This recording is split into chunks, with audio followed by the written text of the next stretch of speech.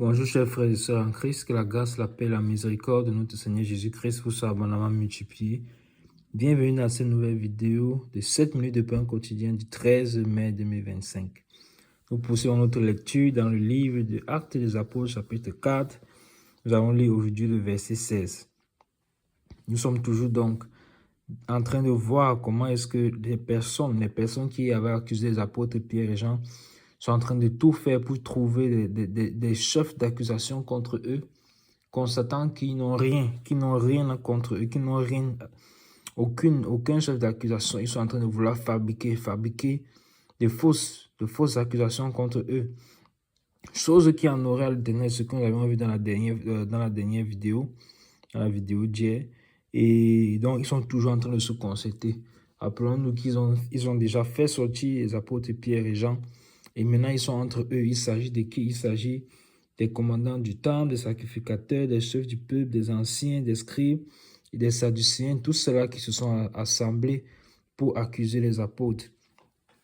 Et ne trouvant rien contre eux, constatant également que cet homme-là avait été guéri, l'homme paralytique ou bien boiteux qui se trouvait à la porte du temple appelé la Belle, était guéri, constatant donc qu'ils n'ont pas de pouvoir contre cela.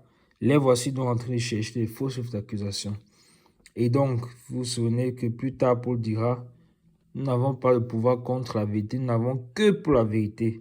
Mais regardez donc comment ceci agit pleinement en contradiction avec la parole de Dieu. Ils cherchent plutôt des voies de mensonge pour accuser les enfants de Dieu. Mais le Seigneur nous avait déjà prévenu de cela. Il nous avait déjà dit que voilà les choses qui vont arriver, mais que devant ces choses, devant ces situations, nous ne devons pas perdre courage, nous ne devons pas abandonner notre foi, nous ne devons pas renier le Seigneur. Nous devons au contraire rester fermes, sachant que le Seigneur a une voix avec chacun d'entre nous. Et le Seigneur nous donne à l'heure même, à l'instant, par le Saint-Esprit, les paroles que nous devons dire pour nous défendre. Donc, je lis dans le verset 16 aujourd'hui. Le verset 16 dit, « Car il est manifeste pour tous les habitants de Jérusalem qu'un miracle signalé a été accompli par eux. Et nous ne pouvons pas le nier. » Amen. Ah, c'est magnifique. Magnifique la parole de Dieu. Magnifique. Magnifique seulement, je vous dis. Donc, regardez. Ils se rendent compte. Je peux peut-être relire le verset 15 que nous avons lu hier pour vous plonger pleinement dans le contexte. Le verset 15 dit, il leur ordonnait de sortir du Sanhédrin, dont ils ordonnaient aux apôtres de sortir, et ils délibéraient entre eux, disant, que ferons-nous à ces hommes? Voilà ce que nous avons lu hier. Et ils continuent dans leur recherche de fausses accusations en disant, le verset 16, donc, car il est manifeste pour tous les habitants de Jérusalem qu'un miracle signalé a été accompli par eux. Et nous ne pouvons pas le nier. Vous voyez? Ils cherchent des chefs d'accusation. Mais ils se rendent bien compte que voilà, le miracle est là. Qu'est-ce qu'on fait? C'est ça la question. Qu'est-ce qu'on fait? Qu'est-ce qu'on fait? Est-ce que quand vous allez les condamner là, maintenant l'homme va perdre sa guérison, il va redevenir boiteux? Non. Ou bien est-ce que vous avez, quand il dit nous n'avons de pouvoir, non pas de quand Paul dit nous n'avons pas de pouvoir contre la vérité, nous n'avons que pour la vérité. Ça veut dire que cet homme-là qui est guéri, c'est terminé. Donc même si l'apôtre Pierre vient, il se tient, il dit que redevient malade, il ne peut pas redevenir malade. Il ne peut pas. Nous n'avons que pour la vérité. Une fois que la parole de vérité est sortie, elle agit. Et d'ailleurs, l'apôtre ne peut jamais le faire, bien entendu. Vous voyez? Donc, et Dieu ne se répand pas de ses dons. Lorsqu'il agit, il agit. Donc, il est impossible. Donc, ces hommes sont en train de dire, ils sont en train de réfléchir. Qu'est-ce qu'on va faire? Ils disent, car il est manifeste. Donc, c'est évident. C'est évident puisque nous, on le connaît, cet homme. Il était là à la porte du temple. Tous les jours, il demandait l'aumône. Mais c'est évident maintenant qu'il a retrouvé la guérison. Qu'allons-nous faire? Qu'allons-nous faire? Un miracle signalé a été accompli par eux. Donc, vous voyez qu'il y a même des gens qui observaient, qui sont allés, il y a des personnes qui sont allées signaler que oui, tel a été guéri, le boiteux a été guéri, il a été guéri par Pierre et Jean. Venez, qu'est-ce qu'il en est? Avant que eux, maintenant, ils se sont précipités pour les arrêter, les jeter en prison. Donc, vous voyez que ce n'est pas le bien que l'on fait. Quand on fait le bien, ça ne signifie pas qu'on aura toujours des amis. Il y a des personnes qui se lèvent contre le bien. Il y a des personnes qui n'aiment pas voir les autres dans la joie. Il y a des personnes, tu fais le bien, tu penses que tout le monde va être content. Tu fais le bien à une personne, mais il y a d'autres personnes qui ne sont pas contentes. Pourquoi? Parce que le cœur de l'homme est mauvais. Le cœur de l'homme est mauvais.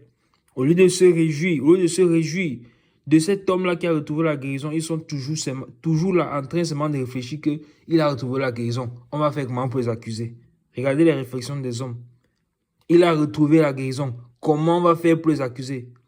C'est clair, c'est évident qu'il a été guéri. Comment allons-nous nous appuyer pour les accuser?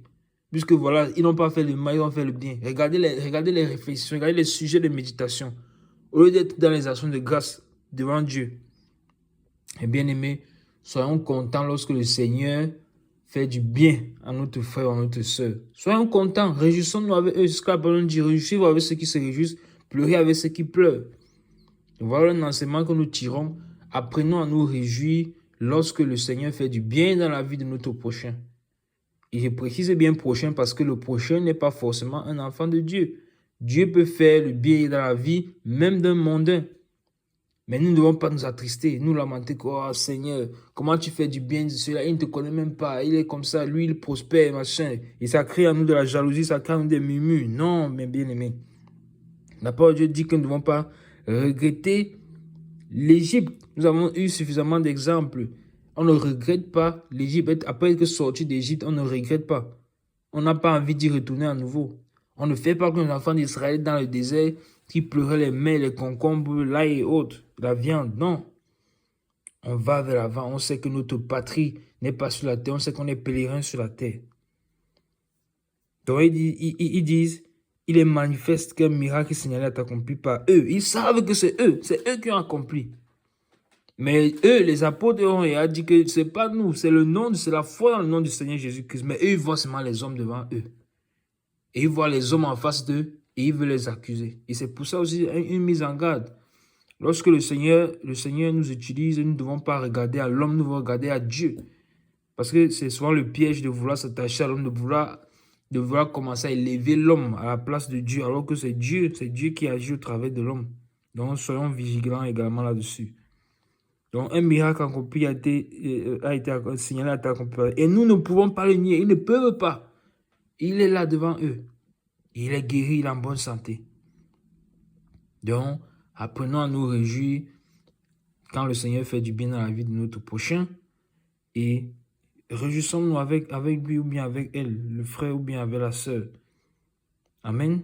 Nous arrêtons là pour aujourd'hui. C'était tout pour les 7 minutes de pain quotidien. Que la grâce s'appelle la miséricorde de notre Seigneur Jésus-Christ vous s'abondera multiplier. Shalom.